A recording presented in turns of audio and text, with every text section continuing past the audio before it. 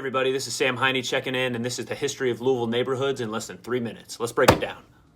All right, so this is a screen share of a general MLS search with all of the homes that are currently listed for sale across the Louisville area. So right now we're sitting at 1,629 total homes that are on the market. And on the side here, you've got a bunch of options for how you could break this out into specific types of homes you may or may not be looking for.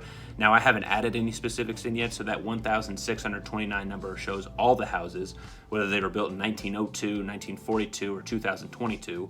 So what we're going to do here, speaking of the dates, is break these down by the date that they were actually built to illustrate the history behind Louisville's neighborhoods and when these neighborhoods actually came to be.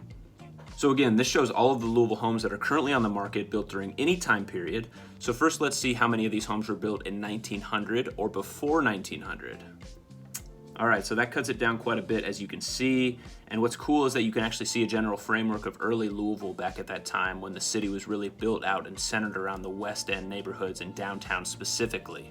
You've also got some further reaching houses outside of that city center, and those would have been your more farmhouse, country types of settings back at that point before the footprint of neighborhoods began to really expand past this original city center. Interesting little tidbit here before we move on. Back at this point, Butchertown, which is generally this area right here on the map, which is now completely surrounded by established neighborhoods, obviously, was actually considered to be the east end of town. That is a trip to think about. All right, now let's plug in 1950 here, a significant date to check in on because this marks a good handful of years since the end of World War II, where soldiers came back from overseas to settle down to start their families.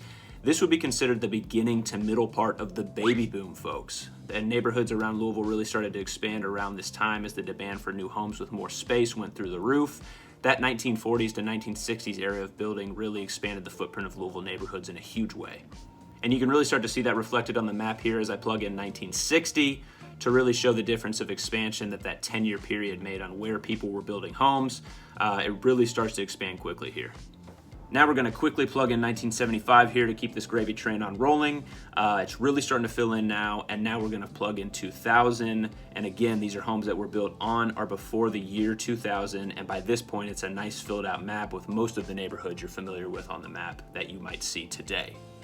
And lastly, here we are back at 2023, where we've seen a lot of newer built houses continuing to expand that footprint in all directions over the last few years, pushing the suburbs and far reaches of Louisville neighborhoods deeper and deeper outside of that original city center that again clustered originally around the West End neighborhoods of Louisville and the downtown area of Louisville.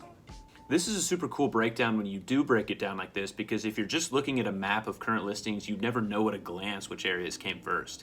And that's what makes Louisville real estate so dynamic, are the different breakdowns of neighborhoods with all of their unique features and layouts that transport you back to different timelines of the city's past.